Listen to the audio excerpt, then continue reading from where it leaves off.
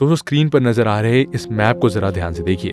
ये मैप आपको आज से करीब 2500 साल पहले एंशिएंट इंडिया में मौजूद 16 ग्रेट किंगडम्स, जिन्हें महाजनपदास कहा जाता था, उनके बारे में जानकारी दे रहा है। जैसे अशोक का मगध, शकुनी मामा का गांधार और भगवान महावीर का वाजी, ऐसे ही यहाँ एक नाम अवंतिका भी है, जिसकी एक नहीं बल्कि 2 कैपिटल्स थी। इसकी पहली कैपिटल नॉर्थ में उज्जैनी और दूसरी साउथ में माहिष्मती थी। अवंती की तरह आज दुनिया की ऐसी बहुत सी कंट्रीज हैं जो एक नहीं बल्कि 2 या उससे ज्यादा कैपिटल्स के साथ गवर्न हो रही हैं, जिसमें एग्जाम्पल के लिए नेदरलैंड्स आता है, जिसकी एक नहीं बल्कि 2 कैपिटल्स हैं, एम्स्टर्डम और हेग। और सिमिलरली साउथ अफ्रीका ने भी अपने आप को 3 कैपिटल्स में डिवाइड किया हुआ है, जिसमें लेजिस्लेटिव कैपिटल केप टाउन है, एडमिनिस्ट्रेटिव कैपिटल प्रिटोरिया है और जुडिशियल कैपिटल ब्लूमफोंटेन है। इंडिया की बात करें तो यहाँ भी एक अनोखा केस नजर आता है, जहाँ पिछले 6 दशकों से 2 नेबरिंग स्टेट्स सेम सिटी को अपनी कॉमन कैपिटल बनाए बैठे हैं। जी हाँ दोस्तों, आपने ठीक समझा, चंडीगढ़ ही वो सिटी है जो 1966 से पंजाब और हरियाणा की कॉमन कैपिटल की तरह एक्ट कर रही है। लेकिन दोस्तों क्या हो अगर मैं आपसे कहूँ कि इस 3 जून से शायद देश में एक ऐसा भी स्टेट हो जिसकी कोई कैपिटल ना हो। जी हाँ दोस्तों, ये सच है और हम बात कर रहे हैं कोहिनूर ऑफ इंडिया कहे जाने वाले आंध्र प्रदेश की, जो जल्द ही एक कैपिटल स्टेट बन सकता है। क्या है पूरा मामला, आइए जानते हैं आज की इस वीडियो में। नमस्कार दोस्तों, मैं हूं शशांक पांडे और आप देख रहे हैं world affairs. The capital conundrum of Andhra.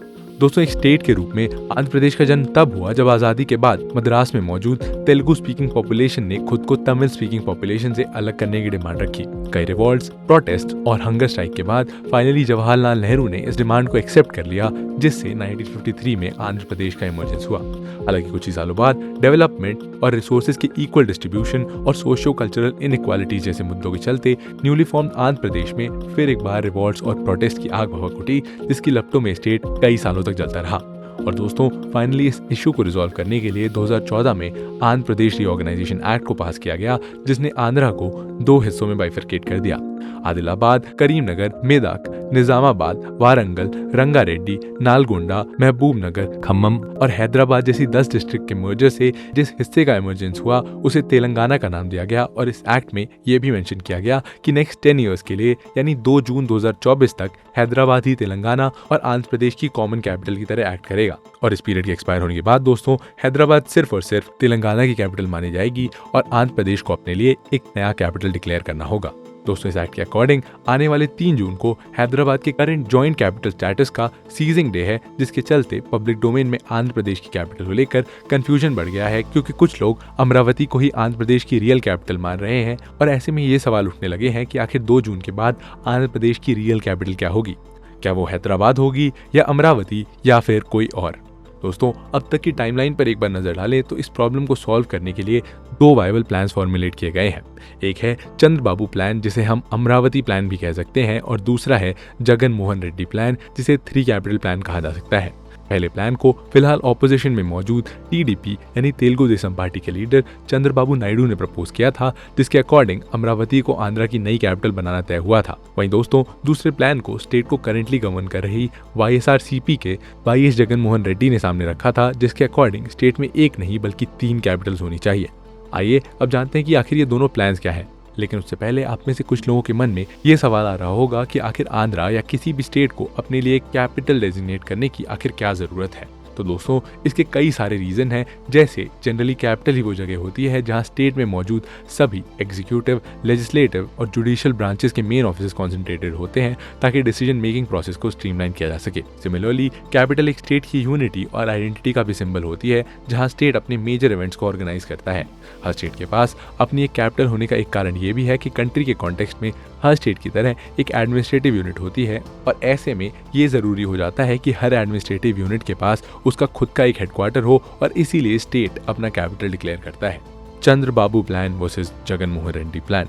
दोस्तों 2014 के फेमस बाइफर्केशन के ठीक बाद जब आंध्र प्रदेश में असेंबली इलेक्शंस हुए तो टीडीपी ने स्टेट में 175 में से 106 सीट्स को जीतकर राज्य में अपनी सरकार बनाई। और सरकार बनने के बाद चंद्रबाबू नायडू ने ऐलान किया कि वो विजयवाड़ा, गुंटूर, तेनाली और मंगलागिरी के एरियाज को कवर करने वाली अमरावती को नई कैपिटल बनाएंगे। इसीलिए सरकार ने 29 विलेजेस को शॉर्टलिस्ट किया और लैंड एक्विजिशन प्रोसेस शुरू किए। ऑफिशियल एस्टिमेट के अकॉर्डिंग सरकार ने टोटल 33,000 एकड़ लैंड को फाइनलाइज किया जो गुंटूर और एनटीआर डिस्ट्रिक्ट में फॉल करता था। जिसके बाद खुद पीएम मोदी 22 अक्टूबर 2015 को इस प्रोजेक्ट का फाउंडेशन स्टोन लेकर आए और इस पर चंद्रबाबू नायडू का कहना था कि वो कृष्णा रिवर के करीब इस 33,000 एरिया के एकड़ को एक ग्रीन फील्ड कैपिटल सिटी में डेवलप करेंगे जो स्टेट की इकोनॉमिक ग्रोथ का इंजन साबित होगी।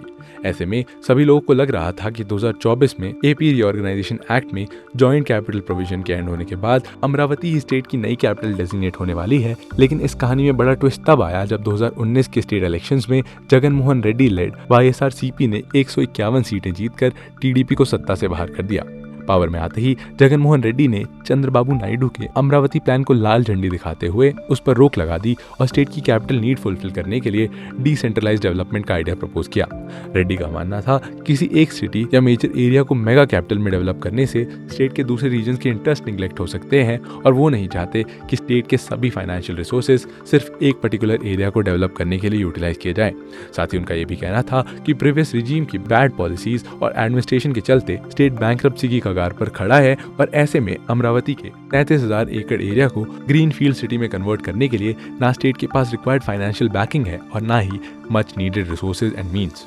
अपने इसी आइडिया को रियलिटी में तब्दील करने के लिए उनकी सरकार जनवरी 2020 में the Andhra Pradesh decentralisation and equal development of all region bills को लेकर आई, जिसके तहत अमरावती को स्टेट की लेजिस्लेटिव कैपिटल, विशाखापट्टनम को स्टेट की एग्जीक्यूटिव कैपिटल और कुर्नूल को स्टेट की जुडिशियल कैपिटल बनाना तय हुआ। हालांकि दोस्तों इस पे कुछ सोर्सेज बताते हैं कि इनिशियली रेड्डी का प्लान विशाखापट्टनम या वाइजैग को स्टेट की कैपिटल और मंगलागिरी को लेजिस्लेटिव और कुर्नूल को जुडिशियल कैपिटल बनाना था। और वाइजैग को कैपिटल बनाने के पीछे रेड्डी का ये लॉजिक था कि वाइजैग एक कॉस्मोपॉलिटन सिटी है जिसकी वजह से यहाँ का एडमिनिस्ट्रेटिव इंफ्रास्ट्रक्चर ऑलरेडी काफी अच्छे से डेवलप हो चुका है। ऐसे में कैपिटल को वाइजैग शिफ्ट करने में ना गवर्नमेंट को ज्यादा खर्चा आएगा और ना ही उन्हें ज्यादा रिसोर्सेज को मोबिलाइज करना होगा। लेकिन क्योंकि प्रीवियस टीडीपी गवर्नमेंट अमरावती को कैपिटल डिक्लेयर कर चुकी थी, ऐसे में उन्हें लगा कि अपने प्लान में अमरावती को बिल्कुल साइडलाइन कर देने से गुंटूर जैसे इंपॉर्टेंट इलेक्टोरल रीजन में उन्हें बहुत पब्लिक आउटरीच झेलना पड़ सकता है। इसीलिए उन्होंने अपने इस आइडिया को ड्रॉप कर दिया और बहरहाल रेड्डी अपने अमरावती, विशाखापट्टनम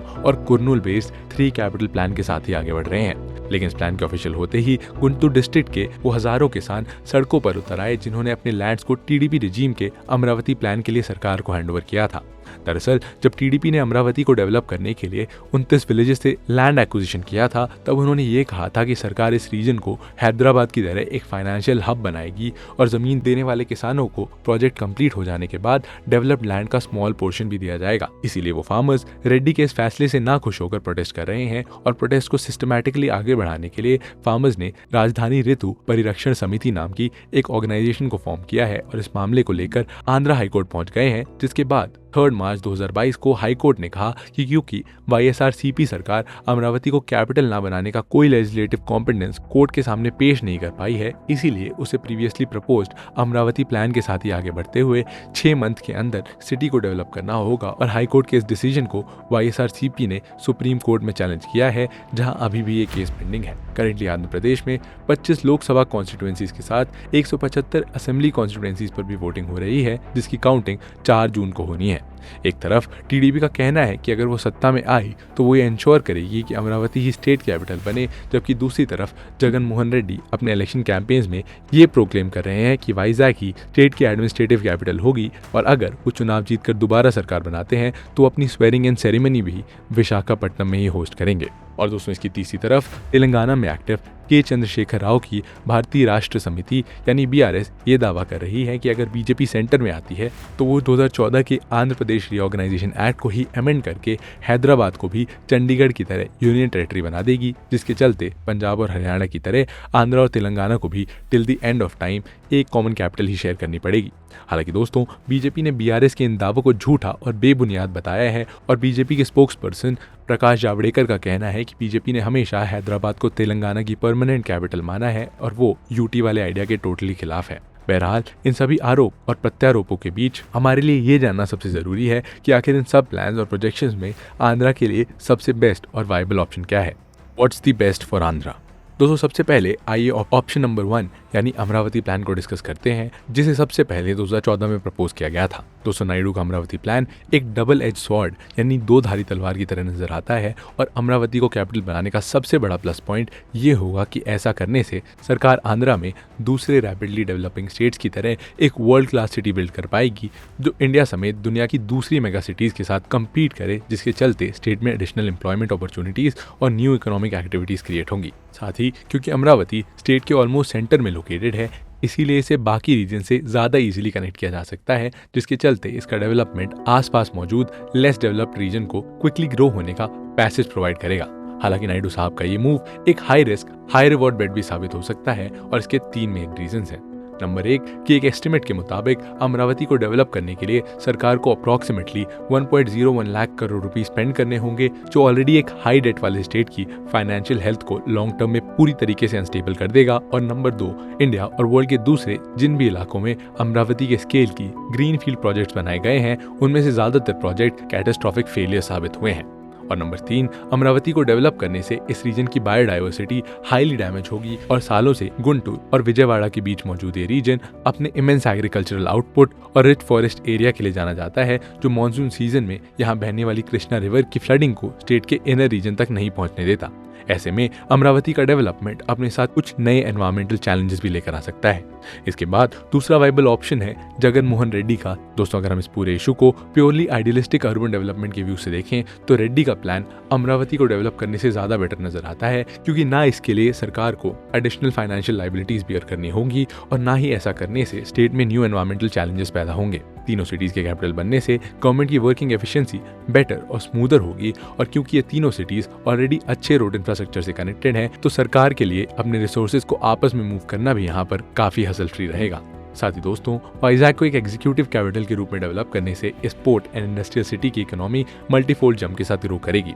हालांकि दोस्तों इस प्लान में कुछ वीक स्पॉट्स भी हैं। स्पॉट नंबर 1 कुन्नूर को जुडिशियल कैपिटल बनाने से गवर्नमेंट को पूरे लीगल इंफ्रास्ट्रक्चर को अमरावती से लगभग 400 किलोमीटर दूर शिफ्ट करना होगा, क्योंकि फिलहाल आंध्र प्रदेश की हाई कोर्ट भी अमरावती में ही है। स्पॉट नंबर 2 दोस्तों कुछ लोगों का मानना है कि इस तरह स्टेट में 3 कैपिटल बना देने से स्टेट का करंट एडमिनिस्ट्रेटिव स्ट्रक्चर पूरी तरीके से कंफ्यूजन का शिकार हो जाएगा, जो स्टेट में गवर्नेंस को हरक्यूलियन टास्क बना देगा। साथ ही दोस्तों भले ही ये तीनों सिटीज एक दूसरे से कनेक्टेड है, लेकिन इनके बीच की डिस्टेंस कुछ 150 नहीं बल्कि 600 से 700 किलोमीटर की है, जो यहाँ पर कोऑर्डिनेशन काफी टफ बना देती है।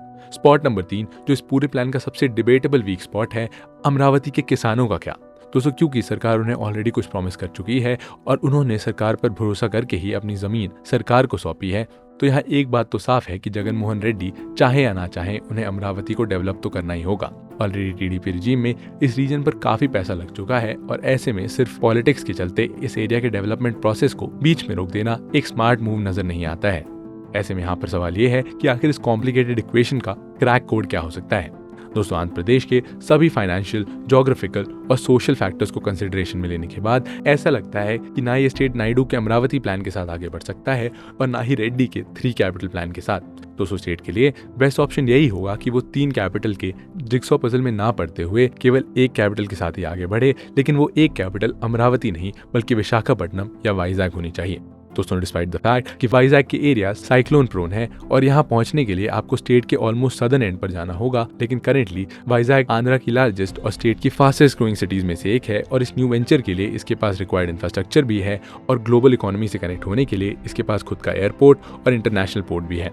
दोस्तों वाइजैक को कैपिटल बनाना स्टेट में एक मच नीडेड इकोनॉमिक पुश लेकर आएगा और साथ ही यहाँ मौजूद बीचेस और Araku valley based hill stations tourism के एडिशनल सोर्सेज होंगे, जो मैसिव रेवेन्यूज स्टेट की जीडीपी में इंजेक्ट करेंगे। और दोस्तों कई आइलैंड नेशंस की कैपिटल उनके एक्सट्रीम शोर्स पर मौजूद हैं। ऐसे में अगर ज्योग्राफिकल फैक्टर्स को रिमूव कर दिया जाए तो वाइजैक इस समय कैपिटल के लिए मोस्ट वाइबल ऑप्शन नजर आता है। हालांकि आंध्र प्रदेश का आने वाला भविष्य किस सिटी के नाम से शुरू होगा ये तो शायद 4 जून के बाद ही पता चले, जब स्टेट असेंबली इलेक्शंस के रिजल्ट सामने आएंगे।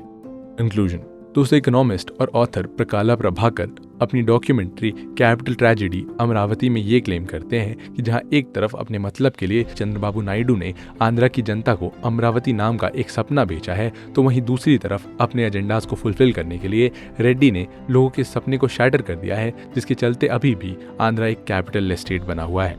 आंध्रा की कैपिटल प्रॉब्लम इतनी कॉम्प्लेक्स होती जा रही है कि लोग इसे श्रोडिंगर की हाइपोथेटिकल कैट से कंपेयर करने लगे हैं, जो साइमल्टेनियसली डेड भी है और अलाइव भी। दोस्तों लूकस का मानना है कि कैपिटल्स का ये मुद्दा अब आंध्र प्रदेश में बस पॉलिटिकल पार्टीज के लिए चुनाव जीतने का एक जरिया बन गया है, जिसके इर्द गिर्द राजनीति करके वो अपना उल्लू सीधा करने का प्रयास कर रही हैं। दोस्तों इस पूरे मुद्दे पर आपकी क्या राय है, खास करके वो लोग जो आंध्र प्रदेश से बिलोंग करते हैं। आपको क्या लगता है कि आपके स्टेट की कैपिटल क्या होनी चाहिए, अमरावती, वाइजैक या कोई और? जरूर बताइए दोस्तों हमें कमेंट सेक्शन में। मिलते हैं आपसे ऐसे ही एक और इंटरेस्टिंग और इन्फॉर्मेटिव वीडियो के साथ, तब तक के लिए जय हिंद।